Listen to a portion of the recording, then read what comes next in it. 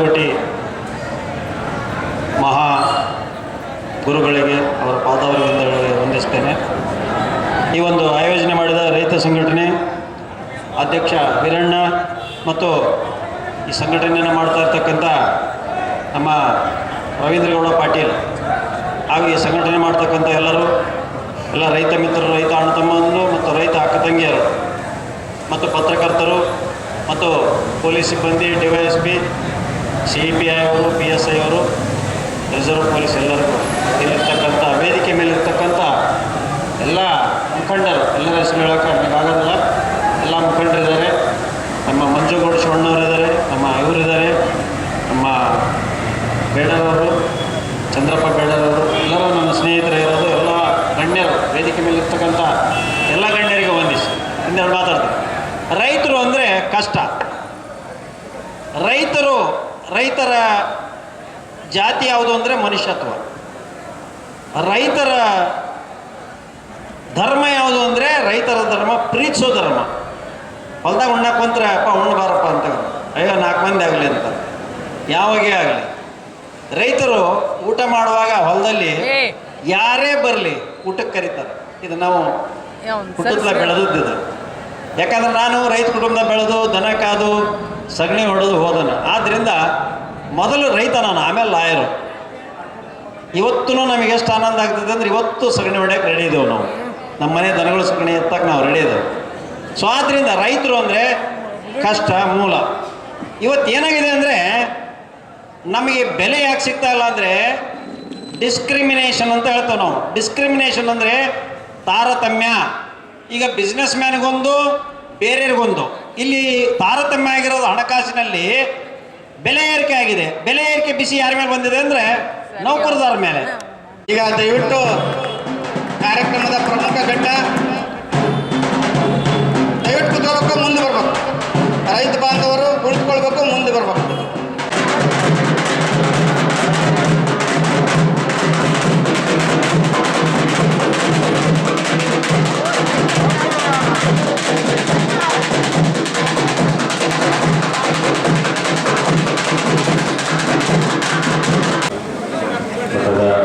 ಮಠಾಧೀಶರು ಇದ್ದಾರೆ, ಅವರ ಪಾಲ್ಗೊಳ್ಳಿಸಬೇಕಂತ ಎಸ್ ಪಿ ಇದ್ದಾರೆ, ಏರನಾಡಿದ್ದಾರೆ, ರವೀಂದ್ರಗೌಡರು ಇದ್ದಾರೆ, ಎಲ್ಲ ಮುಖಂಡರು ಮತ್ತು ಬಂದಿರುವಂಥ ಎಲ್ಲ ರೈತ ಮಿತ್ರರು. ಈಗ ರವೀಂದ್ರಗೌಡರು 2-3 ವಿಷಯಗಳ ಬಗ್ಗೆ ಪ್ರಸ್ತಾಪ ಮಾಡಿದ್ದಾರೆ.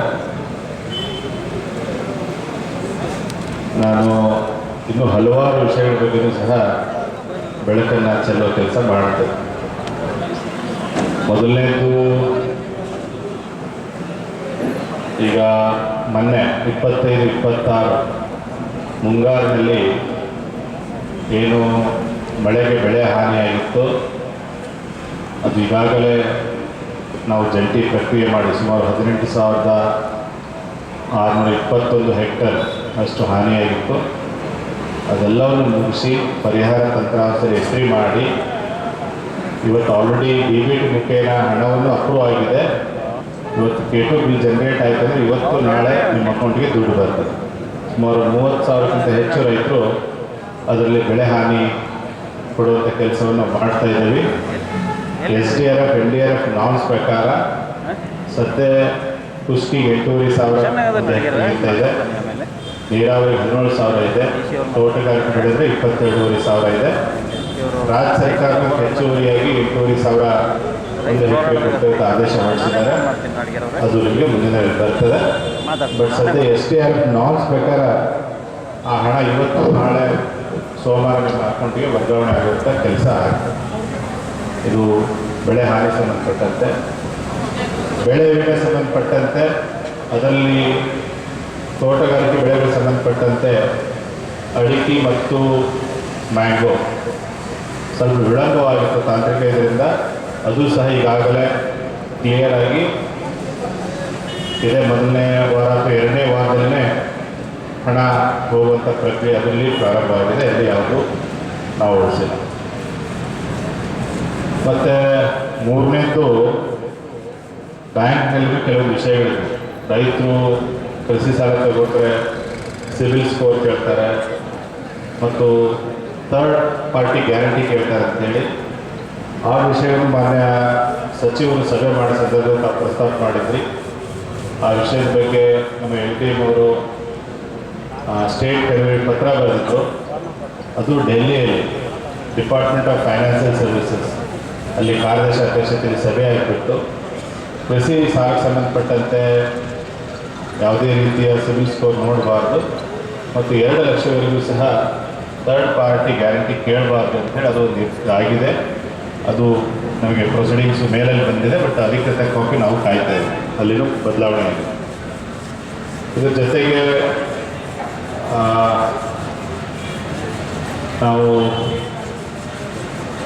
ಮುಖ್ಯವಾಗಿ ಇವತ್ತು 3 ಬೆಳೆಗಳ ಬಗ್ಗೆ ತಾವು ಪ್ರಸ್ತಾಪ ಮಾಡಿದಿರಿ. ಮೊದಲನೇದು ಕಬ್ಬಿನ ಬೆಳೆ ಬಗ್ಗೆ ನಾನು ಮಾತನಾಡ್ತೇನೆ. ನಮಗೆಲ್ಲ ಗೊತ್ತಿರಲಿ,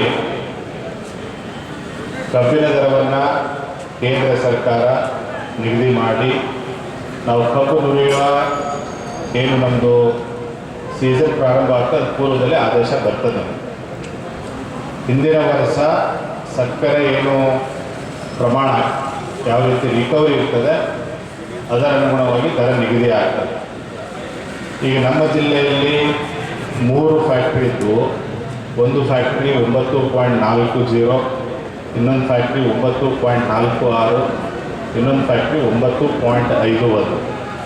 ಈ 9.4, 9.46ಗೆ 3,791 FRP ಅಂತ ಫಿಕ್ಸ್ ಆಗಿತ್ತು. ನ್ಯಾಯ ಮತ್ತು ಲಾಭದಾಯಕ ಬೆಲೆ, ಫೇರ್ ಆ್ಯಂಡ್ ರೆಮ್ಯುನರೇಟಿವ್ ಪ್ರೈಸ್ ಅಂತ. ಇದು ಗೇಟ್ ಪ್ರೈಸ್, ಅಂದರೆ ರೈತರೇ ಕಬ್ಬನ್ನು ಫ್ಯಾಕ್ಟ್ರಿ ಗೇಟಿಗೆ ತಂದು ಕೊಟ್ಟರೆ ಇಷ್ಟು ಕೊಡಬೇಕಾಗ್ತದೆ.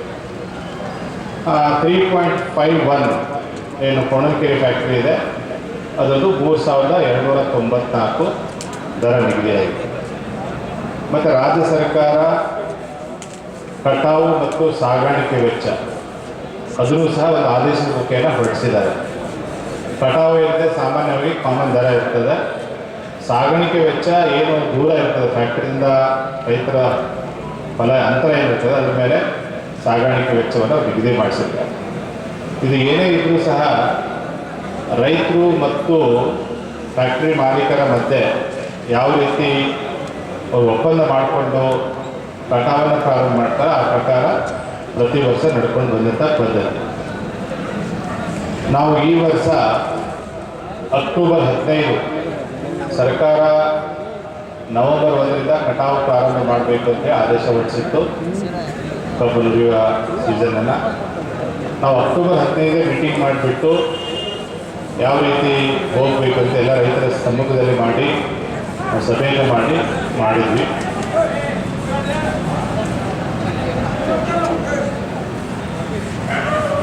ನಮಗೆ ವಿಶೇಷವಾಗಿ ಕೆಲವೊಂದು ಪಕ್ಕದ ಜಿಲ್ಲೆಯವರು ಅಕ್ಟೋಬರ್ 2ನೇ ತಾರೀಕನೇ ಪ್ರಾರಂಭ ಮಾಡ್ತಾ ಅಂತ ಬಂದ ನಂತರ ಆ ಜಿಲ್ಲಾಧಿಕಾರಿ ಪತ್ರ ಬರೆದು ಆ ರೀತಿ ಆಗಬಾರ್ದು, ಇಲ್ಲ ನಮ್ಮ ಕಬ್ಬು ಆ ಕಡೆ ಹೋಗ್ತದೆ, ನಮಗೆ ತೊಂದರೆ ಆಗುತ್ತೆ ಪತ್ರನೂ ಬರೆದಿದ್ವಿ.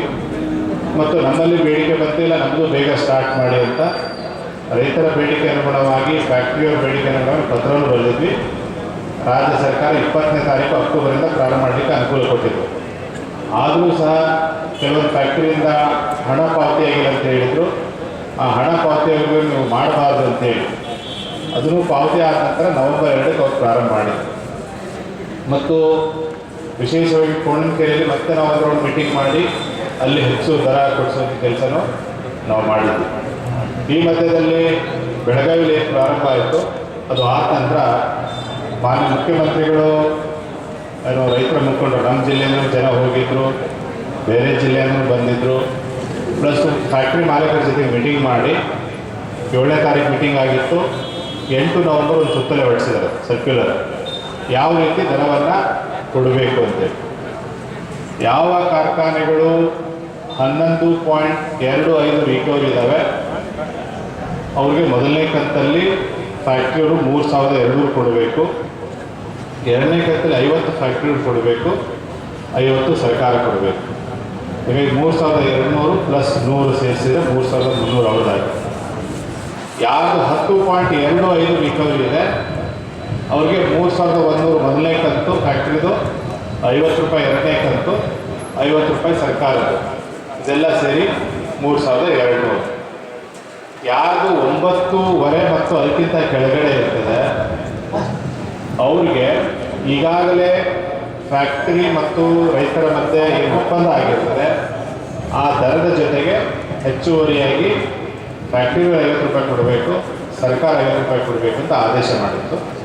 ಇದ್ರ ಜೊತೆಗೆ ಯಾರು 10.25 ಮತ್ತು 9.5 ಮಧ್ಯೆ ಇರ್ತಾರೆ ಅವರಿಗೆ ಒಂದು ಕ್ಯಾಲ್ಕುಲೇಷನ್ ಫಾರ್ಮುಲಾ ಕೊಟ್ಟಿದ್ದು. ಪ್ರತಿ 0.1 ಏನು ಕಡಿಮೆ ಆಗ್ತದೆ ಪ್ರಮಾಣ 3.46 ರೂಪಾಯಿನ ಕಡಿಮೆ ಮಾಡ್ತಾ ಹೋಗಬೇಕು ಅಂತೇಳಿ ಆದೇಶದಲ್ಲಿ ಹೇಳಿ. ಸೊ ಆ ಪ್ರಕಾರ ನಮ್ಮ ಹಾವೇರಿನೂ ಮತ್ತೆ ಸ್ಟ್ರೈಕ್ ಮಾಡಿದ್ರು. ನಾವು ನೋಡ್ರಿ ಸುಮಾರು 6,000 ಹೆಕ್ಟರು ಅಥವಾ 8,000 ಹೆಕ್ಟರು ನಾವು ಕಬ್ಬನ್ನು ಬೆಳಿತೇವೆ. ರೈತರು ಲೆಕ್ಕ ಹಾಕಿದ್ರೆ 3,000 4,000 ರೈತರು ಅಂತ ಹೇಳ್ಕೊಳ್ಳಿ. ಪ್ರತಿಯೊಬ್ಬರನ್ನು ಕರೆದು ಮೀಟಿಂಗ್ ಮಾಡಲಿಕ್ಕೆ ಆಗೋದಿಲ್ಲ. ಈಗ ವಿಧಾನಸೌಧದಲ್ಲಿ ಎಲ್ಲರೂ ಹೊರಟು ನಾವು ಆಡಳಿತ ಮಾಡೋಕ್ಕಾಗೋದಿಲ್ಲ. ನಾವು ನಮ್ಮದೇ ಆದಂಥ ಜನಪ್ರತಿನಿಧಿಗಳನ್ನು ಆಯ್ಕೆ ಮಾಡಿ ಕಳಿಸ್ತೇವೆ. ಹಾಗೆ ಯಾರು ಧರಣಿ ನಿರ್ವಹಿಸಿದೋ ಅವರೆಲ್ಲ ಕರೆದು ಫ್ಯಾಕ್ಟರಿ ಮತ್ತು ಮಾಲೀಕರ ಮತ್ತು ರೈತರ ಮಧ್ಯೆ ಮೀಟಿಂಗನ್ನು ಮಾಡಿ ನಾನು ಸಭೆಯನ್ನು ಮಾಡಿ ಮುಕ್ತಾಯಗೊಳಿಸ್ತಾ ರಾತ್ರಿ 12 ಗಂಟೆ ಆಗಿದೆ. ನಿರಂತರವಾಗಿ ಕೇಳ್ರಪ್ಪ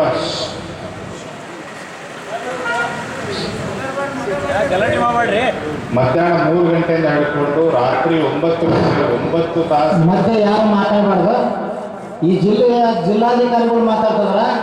ಭವಿಷ್ಯದ ಮುಖ್ಯ ಇದೆ, ನಮ್ಮ ಹೋರಾಟದ ಶ್ರಮ ಇದೆ. ದಯವಿಟ್ಟು ಹೇಳ್ತಾನೆ, ಇಲ್ಲಿ ಯಾರು ನಡುವೆ ಮಾತಾಡಬಾರ್ದು. ಅಲ್ಲಿ ಊಟ ಕೂಡ ಬಂದ್ ಮಾಡಬೇಕು.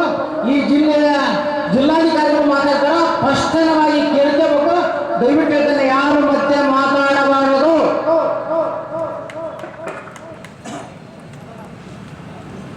ನಾವು 7ನೇ ತಾರೀಕು ಮಾನ್ಯ ಮುಖ್ಯಮಂತ್ರಿಗಳ ಸಭೆ ಆದ ನಂತರ 8ನೇ ತಾರೀಕಿನೇ ಒಂದು ಸಭೆಯನ್ನು ಕರೆದ್ವಿ ರೈತರು ಮತ್ತು ಮಾಲೀಕರು. ಅಲ್ಲಿ ಸಣ್ಣ ಪುಟ್ಟ ವಿಷಯಕ್ಕೆ ಏನು ಹೋಗ್ಬಿಟ್ರು ನಮ್ಮ ರೈತರು.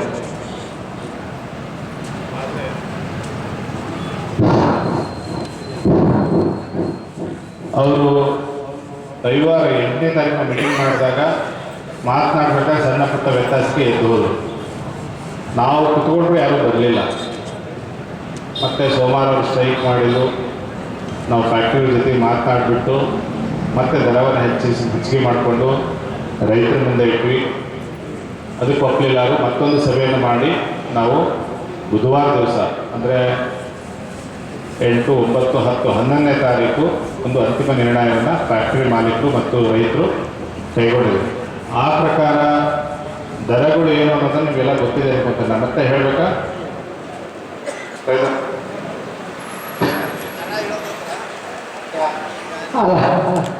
ಈಗ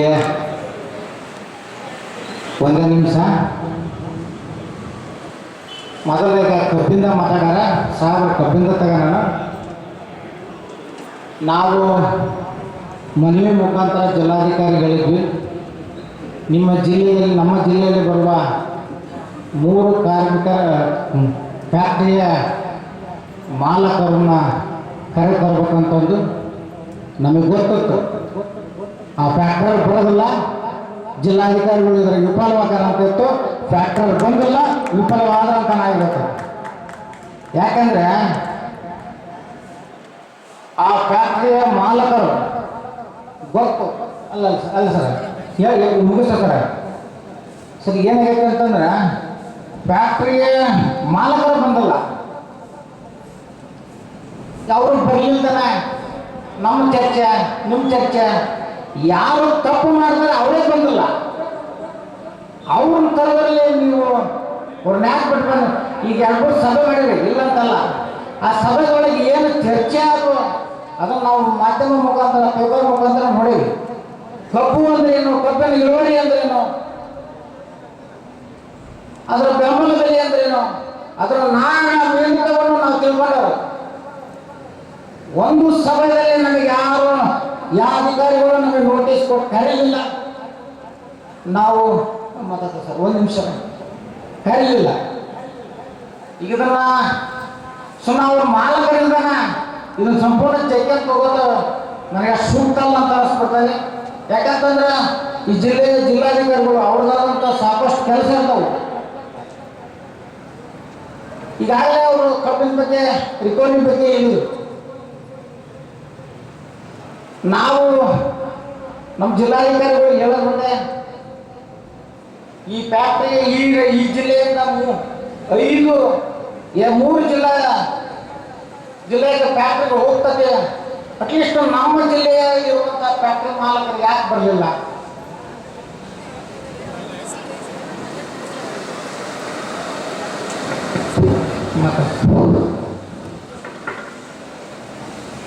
ನೋಡಿ, ಈಗ ನಾವು ರೈತರ ಪ್ರತಿನಿಧಿಗಳನ್ನು ಮತ್ತು ಫ್ಯಾಕ್ಟ್ರಿಯನ್ನು ಕರೆದುಕೊಂಡು ಸತತವಾಗಿ ಅಕ್ಟೋಬರ್ 15 ನಾವು ಮಾಡಿದ್ವಿ. ತದನಂತರನೂ ಸಭೆಗಳು ಅಲ್ಲಿ ಅವ್ರ ಫ್ಯಾಕ್ಟ್ರಿ ಆಗಿದ್ವು. ಮತ್ತು 8, 9, 10, 11 ಸತತವಾಗಿ 4 ದಿವಸ ನಾವು ಕರೆದು ಮಾತನಾಡಿದ್ವಿ. ನಾವೊಮ್ಮೆ ಕರೆದು ಒಂದು ಅಂತಿಮ ತೀರ್ಮಾನ ಆದ ನಂತರ ಮತ್ತೆ ಪುನಃ ಕರೆದ್ರೆ ನಮಗೂ ಗೌರವ ಇರೋದಿಲ್ಲ. ತಮಗೆಲ್ಲ ಗೊತ್ತಿರ್ತದೆ, ರಾತ್ರಿ 12 ಗಂಟೆ ನಾವು ಸಭೆ ಮುಗಿಸಿದ್ವಿ ಅಂತಂದರೆ ಅಲ್ಲಿ ಯಾರಾದರೂ ಸಭೆಯಲ್ಲಿದ್ದವ್ರು ನೀವು ಕೇಳಿ. ಮತ್ತು ನಾವು ಏನು ತೀರ್ಮಾನ ತಗೋತೀವಿ, ಸ್ಟ್ರೈಕ್ ಬರಲಿ ಬರದೇ ಇರಲಿ, ಜಿಲ್ಲೆಯ ಪ್ರತಿಯೊಬ್ಬ ರೈತರಿಗೂ ಅದು ಲಾಗೂ ಆಗ್ತದೆ. ಯಾರು ಸ್ಟ್ರೈಕ್ ಮಾಡಿದ್ರೆ ಅವ್ರಿಗೆ ಎಷ್ಟೇ ಲಾಗೂ ಆಗೋದಿಲ್ಲ. ನಾವು ಮಾಡಬೇಕಾದ್ರೆ ಎಲ್ಲರ ಹಿತದೃಷ್ಟಿಯಿಂದ ಇಟ್ಟುಕೊಂಡು ನಾವು ತೀರ್ಮಾನ ತಗೊಂಡಿದ್ದೀವಿ. ಎಲ್ಲರೂ ಒಪ್ಪಿಗೆ ಕೊಟ್ಟಿದ್ರು. ಇನ್ಫ್ಯಾಕ್ಟ್ ನಿಮ್ಗೆ ಗೊತ್ತಿರಲಿ, ನನ್ನ ಮೇಲೆ ಜವಾಬ್ದಾರಿ ಹಾಕಿದ್ರು ಅವರು. ನಾನು 1 ಪೈಸೆನೂ ಕಡಿಮೆ ಮಾಡಲಿಕ್ಕೆ ಹೋಗಲಿಲ್ಲ. ಸೊ ಹೀಗಾಗಿ ನಾವು ಈಗಾಗಲೇ ತೀರ್ಮಾನ ತಗೊಂಡಿದ್ದೀವಿ. ನಮಗೆ ಗೊತ್ತಿರಲಿ, ಸರಿನೋ ತಪ್ಪು. ಈಗ ನಮ್ಮ ಸಂಗೂರು ಫ್ಯಾಕ್ಟ್ರಿದು 83-84 ಪ್ರಾರಂಭ ಆಯಿತು. ಬಹಳಷ್ಟು ವರ್ಷ 10ಕ್ಕಿಂತ ಜಾಸ್ತಿ ಅನ್ನೋದು ರಿಕವರಿ ಬಂದಿದೆ. ಅತಿ ಹೆಚ್ಚು ಅಂದರೆ 10.82 ರಿಕವರಿ ಆಗಿದೆ ಅಂತ ಹೇಳ್ತಾರೆ. ಈಗ ಅದು 9.4, 9.46 ಈ ಥರ ಇದೆ. ನಮಗೂ ಅನಿಸ್ತದೆ ರಿಕವರಿ ಇಷ್ಟು ಕಡಿಮೆ ಆಗಬಾರ್ದು. ವಿಶೇಷವಾಗಿ ಇವತ್ತು ಹೆಚ್ಚಿನ ಒಳ್ಳೆಯ ತಳಿಗಳನ್ನು ನಾವು ಹಾಕ್ತೀವಿ, ಇನ್ನೂ ಹೆಚ್ಚಿನ ಇದು ಇರಬೇಕು ಅಂತ ನಮ್ಮದು ವಾದ ಇದೆ. ಆದರೆ ವಾಸ್ತವಾಂಶ ಸತತವಾಗಿ ನಮ್ಮದು 9.4, 9.46 ಈ ಥರ ಬರ್ತಾ ಇದೆ. ಅದಕ್ಕೆ ಹಲವಾರು ಬೇಡಿಕೆ ರೈತರು ಇಟ್ಟಿದ್ರು. ಏನು ನಾವು ಶುಗರ್ ರಿಕವರಿ ಚೆಕ್ ಮಾಡ್ತೀವಿ, ಅದು ಸರಿಯಾಗಿ ಆಗ್ತಾ ಇಲ್ಲ, ನಮ್ಮದೇ ಆದಂಥ ಪ್ರತ್ಯೇಕವಾದ ಲ್ಯಾಬ್ ಆಗಬೇಕು ಅಂತ ನಾನೇ ಖುದ್ದಾಗಿ ಮೊನ್ನೆ ಸೋಮವಾರ ಸಂಗೂರಿಗೆ ಹೋಗಿ ಯಾವ ರೀತಿ ಚೆಕ್ ಆಗ್ತದೆ ಚೆಕ್ ಮಾಡಿದ್ದೀನಿ. ಕೆಲವೊಂದು ಸಜೆಷನ್ಸು ಬಂದಿದ್ದೀನಿ. ಸಕ್ಕರೆ ಆಯುಕ್ತರ ಜೊತೆಗೆ ಚರ್ಚೆಯಿದ್ದೀನಿ, ಮಾನ್ಯ ಸಚಿವರ ಜೊತೆಗೂ ಮಾತನಾಡಿದ್ದೀವಿ ಏನೆಲ್ಲ ಬದಲಾವಣೆ ಆಗಬೇಕು ಅಂತ. ಸೊ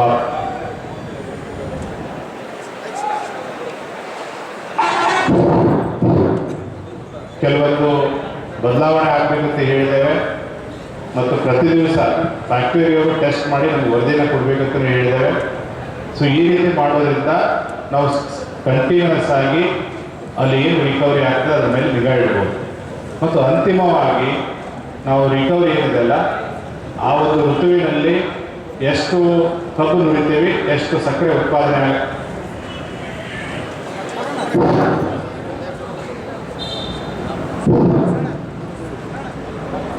ನಾವು ಪ್ರತಿ 15 ದಿವಸಕ್ಕೊಮ್ಮೆ ಚೆಕ್ ಮಾಡ್ತೇವೆ. ರೈತ ಪ್ರತಿನಿಧಿಗಳ ಸಮ್ಮುಖದಲ್ಲಿ ಮಾಡ್ತೇವೆ. ನಾವು ಮನೆ ಹೋದಾಗ ಭಾಳ ಜನ ಮೇಲೆ ಒಬ್ಬರೇ ಬಂದಿದ್ರು. ನಾವು ಹೇಳ್ತೇವೆ ನೀವು ಬರಬೇಕು, ನಾಳೆ ನೀವು ಹಂಗಾಯ್ತು ಅನ್ನಬಾರ್ದು, ನಿಮ್ಮ ಸಮ್ಮುಖದಲ್ಲಿ ನಾವು ಚೆಕ್ ಮಾಡ್ತೇವೆ ಅಂತ ಹೇಳಿದ್ದೇವೆ. ಅದನ್ನೂ ಮಾಡ್ತೇವೆ. ಅದ್ರ ಜೊತೆಗೆ ಒಟ್ಟಾರೆ ಅಲ್ಲಿ ಏನು ಕಬ್ಬು ನುರಿಯುವ ಕ್ವಾಂಟಿಟಿ ಯಾರು ನುರಿತಾರೆ ಪ್ಲಸ್ ಎಷ್ಟು ಸಕ್ಕರೆ ಉತ್ಪಾದನೆ ಆಗ್ತದೆ ಅದನ್ನು ನಿಗಾ ಇಡ್ತೇವೆ. ಅವಾಗ ಆಟೋಮೆಟಿಕ್ಲಿ ನಮ್ಮ ಒಂದು ರಿಕವರಿ ಪ್ರಮಾಣ ಹೆಚ್ಚಿಗೆ ಆಗ್ತದೆ ನಮ್ಮ ಆಶಯ ಇದೆ. ಇದರ ಜೊತೆಗೇ ವೇಬ್ರಿಡ್ಜ್ ಏನಿದೆ ನಮ್ಗೆ ಗೊತ್ತಿದೆ. ನಾವು ಪ್ರತಿ ಸೀಸನ್ ಪ್ರಾರಂಭದಲ್ಲಿ ನಮ್ಮ weights and majors legal metrology ಅವರು ಅದನ್ನೆಲ್ಲ ಕ್ಯಾಲಿಬ್ರೇಟ್ ಮಾಡಿರ್ತಾರೆ. ಆದರೂ ಅಲ್ಲಿ ಮೋಸ ಆಗ್ಬೋದು ಅಂತೇಳಿ ಪ್ರತ್ಯೇಕವಾದ ನಮ್ಮದೇ ವೇಬ್ರಿಡ್ಜ್ ಮಾಡಬೇಕು ಅಂತ ಹೇಳಿದರೆ ಮಾನ್ಯ ಸಚಿವರು ಅದಕ್ಕೂ ಒಪ್ಕೊಂಡಿದ್ದಾರೆ. ಅದು ಸಹ ಕಾರ್ಯಗತವಾಗ್ತದೆ. ಮತ್ತು ವೇಸ್ಟೇಜು ಅಷ್ಟೇ, ಕೆಲವೊಂದು ಸಲ 7%, 8% ಈ ಮಷಿನ್ ಕಟಾವು ಮಾಡಿದಾಗ ಮುರಿತಾ ಇದ್ದಾರೆ. ಅದು ಹೆಚ್ಚಿಗೆ ಪ್ರಮಾಣದಲ್ಲಿ ಆಗ್ತದೆ. ಅದು ಕಡಿಮೆ ಆಗಬೇಕು, ಒಂದು ಸ್ಟ್ಯಾಂಡರ್ಡ್ ಆಗಬೇಕು ಅಂತೇಳಿ ಅದನ್ನು ಮನವಿ ಮಾಡಿದೆ ಸರ್ಕಾರಕ್ಕೆ. ಅದು ಸಹ ಬರ್ತದೆ. ಮತ್ತು ಫ್ಯಾಕ್ಟ್ರಿ ಒಪ್ಕೊಂಡಿದ್ದಾರೆ. 8% ಹೋದ ವರ್ಷ ಮಾಡಿದವರು ಈ ಸಲ 6% ಮಾಡಿದ್ದಾರೆ ಅಂತ ಕೆಲವೊಂದು ಜನ ಬಂದು ನನಗೆ ಹೇಳಿದ್ದಾರೆ. ಹೀಗೆ ಒಟ್ಟಾರೆ ಸಕ್ಕರೆ ವಿಷಯದ, ಕಬ್ಬಿನ ವಿಷಯ ಏನಿದೆ, ನಾವೆಲ್ಲ ರೀತಿಯಿಂದ ಯೋಚನೆ ಮಾಡಿ ಒಳ್ಳೆಯ ನಿರ್ಧಾರ ತಗೊಂಡಿದ್ದೇವೆ. ಆದರೆ ನಾವು ಈ ವರ್ಷ ಏನು ಮಾಡಬೇಕಾಗಿದೆ, ಅಲ್ಲಿ ಸರಿಯಾಗಿ ರಿಕವರಿ ಬರೋ ಹಾಗೆ ನೋಡ್ಕೋಬೇಕಾಗಿದೆ. ಈ ವರ್ಷ ಒಳ್ಳೆಯ ರಿಕವರಿ ಬಂತಂದರೆ ಆಟೋಮೆಟಿಕ್ಲಿ ಮುಂದಿನ ವರ್ಷ ನಮ್ಮ ದರ ಜಾಸ್ತಿ ಆಗ್ತದೆ. ಒಂದಂತೂ ಗೊತ್ತಿರಲಿ, ಸಕ್ಕರೆ ವಿಷಯದಲ್ಲಿ ಮೊದಲು SAP ಅಂತ ಇತ್ತು, ಸ್ಟ್ಯಾಚ್ಯೂಟರಿ ಮಿನಿಮಮ್ ಪ್ರೈಸ್ ಅಂತ. ಬಟ್ ರಂಗರಾಜನ್ ಕಮಿಟಿಯವರು ಇದು ರೈತರಿಗೆ ಯಾರು ಚೆನ್ನಾಗಿ ಬೆಳೀತಾರೆ ಅನ್ಯಾಯ ಆಗಬಾರ್ದು ಅಂತೇಳಿ FRP ಕಾನ್ಸೆಪ್ಟ್ ತಂದರು. ಅಂದರೆ ನಾವೇನಾದರೂ ಶೇಂಗಾದಲ್ಲಿ ಜೋಳ ಶೇಂಗಾನ ಬೇರೆ, ಕಾಳು ಶೇಂಗಾನ ಬೇರೆ, ಎರಡಕ್ಕೂ ಒಂದೇ ದರ ಮಾಡಲಿಕ್ಕೆ ಆಗೋದಿಲ್ಲ. ನಿಮಗೂ ಗೊತ್ತಿದೆ ಅಲ್ವಾ? ಅಂಗಡಿ ನಾವೇನಾದ್ರು ತಗೋಬೇಕಾದ್ರೆ ಯಾವುದು ಚಲೋ ಇರುತ್ತೆ ಚಲೋ ದರ ಕೊಡ್ತೀವಿ, ಯಾವುದು ಸರಿ ಇರುತ್ತೆ ನಾವು ದರ ಕಡಿಮೆ ಕೊಡ್ತೀವಿ. ಹಾಗೆ ನಾವು ಬೆಳೆದ ಬೆಳೆಗಳು ಹಾಗೇ ಇರ್ತದೆ. ಅದಕ್ಕೆ ಯಾರ್ದು ಚೆನ್ನಾಗಿರ್ತದೆ, ಯಾರ್ದು ರಿಕವರಿ ಜಾಸ್ತಿ ಬರ್ತದೆ, ಅವ್ರಿಗೆ ಹೆಚ್ಚಿನ ದರ ಕೊಡಬೇಕು ಅಂತೇಳಿ FRP ಮಾಡಿರ್ತದೆ ಕಾನ್ಸೆಪ್ಟ್ ಇದೆ. ನಾವು ಏನು ಮಾಡಬೇಕಾಗಿದೆ, ರಿಕವರಿ ಚೆನ್ನಾಗಾಯ್ತು ಅಂದರೆ ಆಟೋಮೆಟಿಕ್ಲಿ ಅದು ಆಗ್ತದೆ. ನಮ್ಮಲ್ಲಿ ಸಮಸ್ಯೆ ಏನಿದೆ, ನಾವು 10 ತಿಂಗಳ 9 ತಿಂಗಳ ಕಬ್ಬನ್ನು ಫ್ಯಾಕ್ಟ್ರಿ ಕಳಿಸ್ಲಿಕ್ಕೆ ಪ್ರಾರಂಭ ಮಾಡ್ತೇವೆ. ಅಟ್ಲೀಸ್ಟ್ 11-12 ತಿಂಗಳ ಮೆಚುರಿಟಿ ಆದರೆ ರಿಕವರಿ ಪ್ರಮಾಣ ಜಾಸ್ತಿ ಆಗ್ತದೆ. ಹೋದ ವರ್ಷವೂ ಸರ್ಕಾರ ನವೆಂಬರ್ 15 ಮಾಡಿತ್ತು ಕಬ್ಬು ನುರಿಯುವ ಪ್ರಾರಂಭ. ಈ ವರ್ಷ ನವೆಂಬರ್ 1 ಮಾಡಿತ್ತು. ಫ್ಯಾಕ್ಟ್ರಿಗಳು, ಕೆಲವೊಂದು ಜನ ರೈತರು ಕೋರ್ಟ್ಗೆ ಹೋಗಿ ಸ್ಟೇ ತಗೊಂಡ ನಂತರ ನಾವು ಬೇಗನೆ ಪ್ರಾರಂಭ ಆಗಬೇಕಾಗಿತ್ತು. ಸೊ ಹೀಗಾಗಿ ಕಬ್ಬಿನ ವಿಷಯದಲ್ಲಿ ಎಲ್ಲ ರೀತಿಯ ಹಿತಾಸಕ್ತಿಯನ್ನು ಕಾಯುವಂಥ ಕೆಲಸ ಮಾಡಿದ್ದೇವೆ. ಯಾರು ವೈಯಕ್ತಿಕವಾಗಿ ನಮಗೆ ಕರೆದಿಲ್ಲ, ನಿಮಗೆ ಕರೆದಿಲ್ಲ ಅನ್ಕೋಬಾರ್ದು. ಜಿಲ್ಲಾಡಳಿತ ಏನಾದರೂ ತೀರ್ಮಾನ ತಗೊಂಡ್ರೆ ಜಿಲ್ಲೆಗೆ ಅನ್ವಯಿಸ್ತದೆ, ತಹಸೀಲ್ದಾರ್ ಮಾಡಿದರೆ ತಾಲೂಕಿಗೆ ಅನ್ವಯಿಸ್ತದೆ. ಯಾರೊಬ್ಬರು ಕರೆದಿಲ್ಲ ಅಂತಂದ್ರೆ ಏನೋ ಅವರ ಆಚಾರ ಅವ್ರು ಏನು ಹೇಳಬೇಕಂತಾರೆ ನಾವು ಬಿಟ್ಟು ಮಾಡೋದಿಲ್ಲ. ಮತ್ತು ಯಾರೋ ಅಂತ ನಿರತರಿದ್ರು ಅವ್ರು ಕರೆದು ನಾವು ಮಾಡಿದ್ದೇವೆ. ಅದು ಇವ್ರು ಬರಬಾರ್ದು ಅವ್ರು ಬರಬಾರ್ದು, ಅಲ್ಲಿನೂ ಎಲ್ಲರೂ ಕರೀಲಿಕ್ಕೆ ಆಗೋದಿಲ್ಲ. ಯಾಕಂದ್ರೆ ಚರ್ಚೆ ಮಾಡಬೇಕು ಅಂತಂದರೆ ಒಂದು ಕೊಠಡಿಯಲ್ಲಿ ಲಿಮಿಟೆಡ್ ನಂಬರ್ಸ್ ಇದ್ದರೆ ಮಾಡಲಿಕ್ಕೆ ಆಗ್ತದೆ. ಹೀಗಾಗಿ ಎಲ್ಲ ನಾವು ಒಳ್ಳೆಯ ನಿರ್ಧಾರ ತಗೊಂಡಿದ್ದೇವೆ. ಸೊ ಕಬ್ಬಿನ ವಿಷಯದಲ್ಲಿ ನನಗನ್ನಿಸಿದಾಗ ಈ ವರ್ಷ ನಾವು ಯಾವುದೇ ರೀತಿ ಮುಂದುವರಿಯುವಂಥದ್ದು ಅವಶ್ಯಕತೆ ಇಲ್ಲ.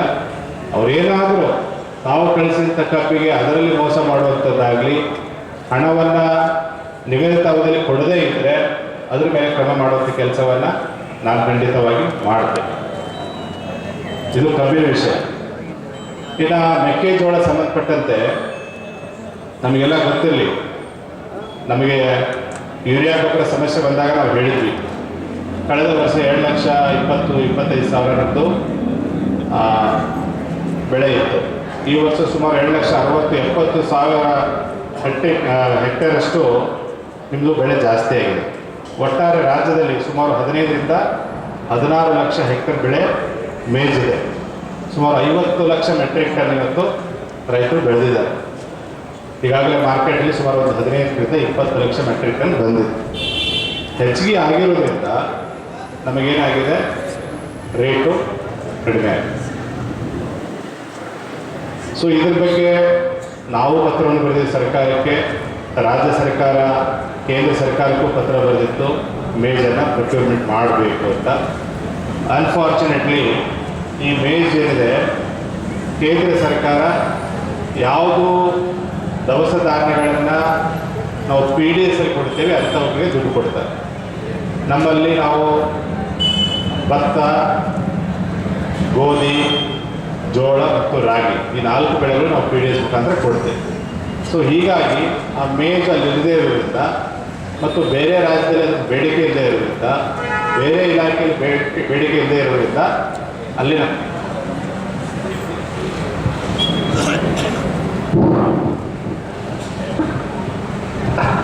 ಅಲ್ಲಿ ನಮಗಿನ್ನೂ ಅನುಮತಿ ಸಿಕ್ಕಿಲ್ಲ.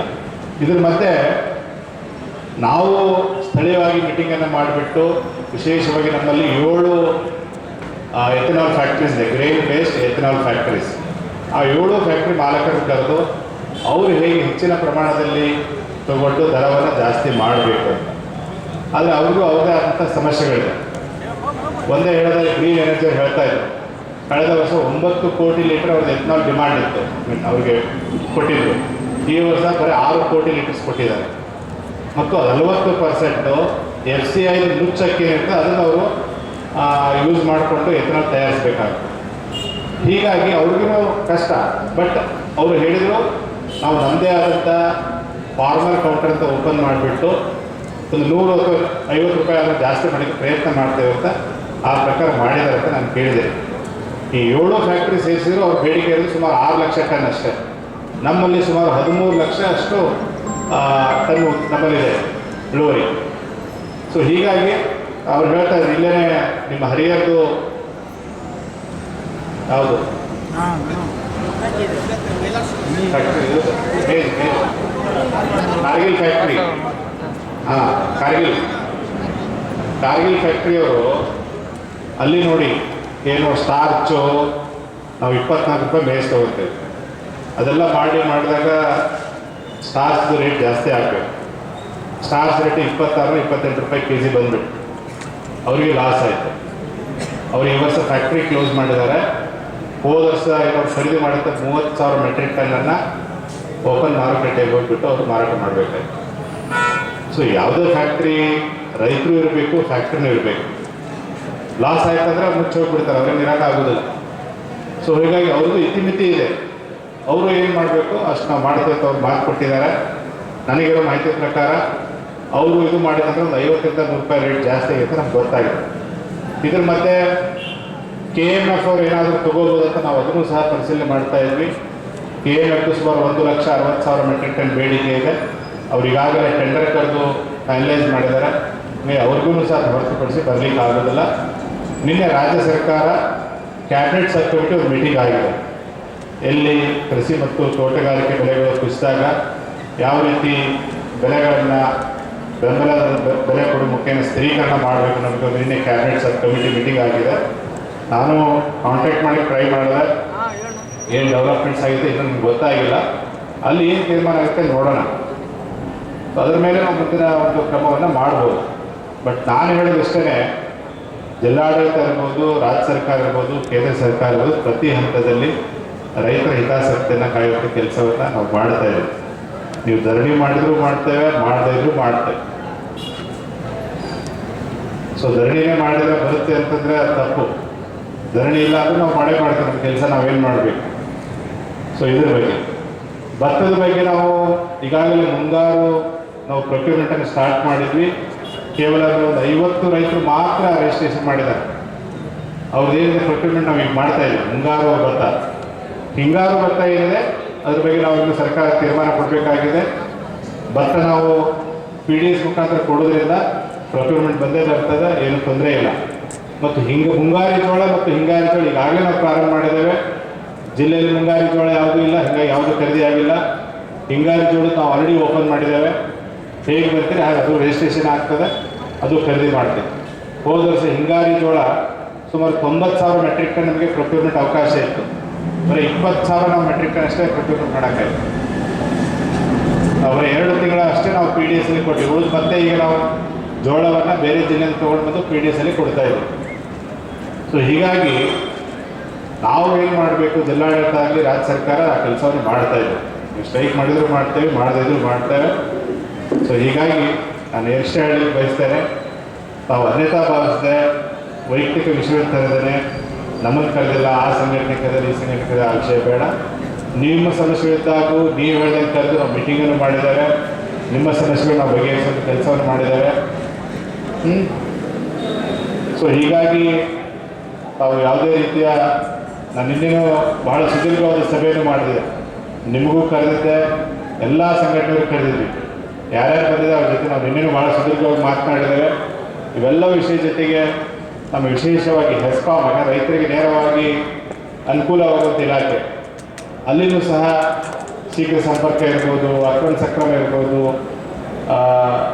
ಸೋಲಾರ್ ಪಂಪ್ಸೆಟ್ ಇರ್ಬೋದು, ಮತ್ತು ಅಪ್ಗ್ರೇಡೇಷನ್ TV ಇರ್ಬೋದು, 110 KV ಸ್ಟೇಷನ್ಸ್ ಇರ್ಬೋದು, ಮತ್ತು ಅಪ್ಗ್ರೇಡೇಷನ್ ಆಫ್ ಟ್ರಾನ್ಸ್ಫಾರ್ಮರ್ಸ್ ಇರ್ಬೋದು. ಇವೆಲ್ಲ ವಿಷಯಗಳ ಬಗ್ಗೆಯೂ ಸಹ ಭಾಳ ಸುದೀರ್ಘವಾಗಿ ಚರ್ಚೆ ಮಾಡಿದ್ದೇವೆ. ಸಾಕಷ್ಟು ಪ್ರಮಾಣದಲ್ಲಿ ರೈತರಿಗೆ ಅನುಕೂಲವಾಗಂಥ ಕೆಲಸ ಆಗ್ತಾ ಇದೆ. ಹೀಗಾಗಿ ನಾವಿಷ್ಟೇ ಮನವಿ ಮಾಡೋದು, ಧರಣಿ ಮಾಡೋದು ಅಷ್ಟು ಸೂಕ್ತವಲ್ಲ. ನಾವೇನಾದರೂ ಮಾಡಿದ್ರೆ ನಿಜವಾಗಿ ಅದು ವಿಷಯ ಇರ್ತಂದರೆ ತಾವು ಮಾಡಿದ ಸಂತೋಷ, ಅವಾಗ ನಾವು ಜವಾಬ್ದಾರಿ ಇರ್ತೇವೆ ಆ ಕೆಲಸವನ್ನು ಮಾಡಲಿಕ್ಕೆ. ಸೊ ಇಷ್ಟೇ ಮನವಿ.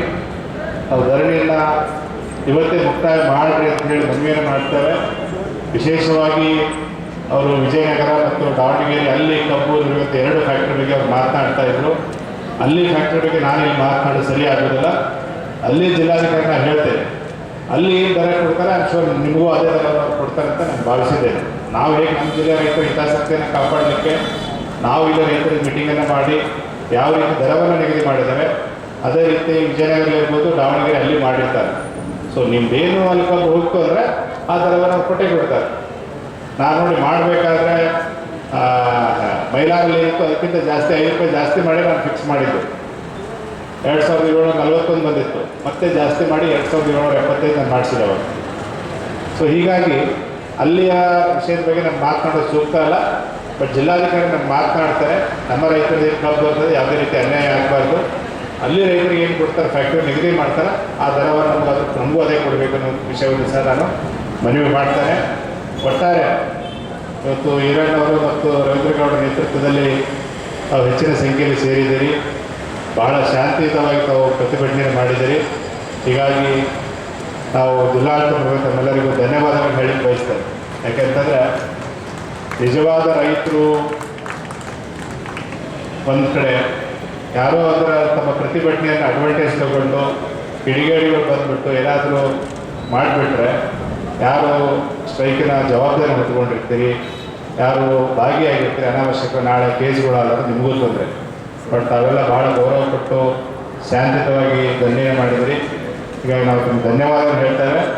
ಮತ್ತು ನಾನು ಇಷ್ಟು ಮಾತನ್ನು ಹೇಳ್ತೇನೆ, ನಾನೊಬ್ಬ ರೈತರ ಮಗನಾಗಿ ರೈತರ ಹಿತಾಸಕ್ತಿಯನ್ನು ಕಾಯುವ ಕೆಲಸವನ್ನು ಪ್ರತಿ ಹಂತದಲ್ಲಿ ಖಂಡಿತವಾಗಿ 100 ಅಲ್ಲ 200% ನಾನು ಮಾಡ್ತೇನೆ.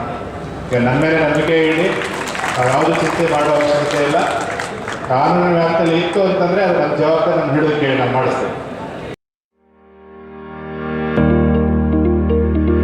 ರಾಣೆಬೆನ್ನೂರು ನಗರದಲ್ಲಿ 3 ತಲೆಮಾರುಗಳಿಂದ ಚಿನ್ನ, ಬೆಳ್ಳಿ ಮತ್ತು ರತ್ನಪಡಿ ಬೇಡಿಕೆಗಳ ಪೂರೈಸಲು ನಿಮ್ಮ ಸೇವೆಯಲ್ಲಿ ತೊಡಗಿರುವ ವೆಂಕಟೇಶ್ ಜ್ಯುವೆಲರ್ಸ್ ಹಿಂದೆ ಭೇಟಿ ಕೊಡಿ. ಅಂಗಡಿಯ ವಿಳಾಸ ದುರ್ಗಾ ಸರ್ಕಲ್, ಗುತ್ತಲ್ ರೋಡ್, ರಾಣೆಬೆನ್ನೂರು.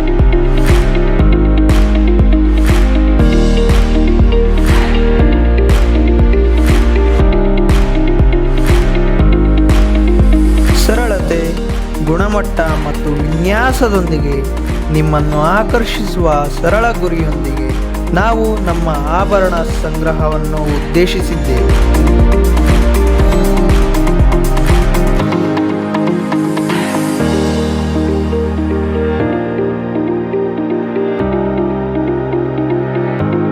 ನೀವು ಧರಿಸುವ ಆಭರಣಗಳು ಸುಂದರ ಮತ್ತು ಅರ್ಥಪೂರ್ಣವಾಗಿರಬೇಕು ಎಂದು ನಾವು ಬಯಸುತ್ತೇವೆ. ಇನ್ನು ಏತಕ್ಕಾಗಿ ಕಾಯುತ್ತೀವಿ? ಹಿಂದೆ ಭೇಟಿ ಕೊಡಿ. Venkatesh jewellers, Durga circle, Guttal road, Ranebennur.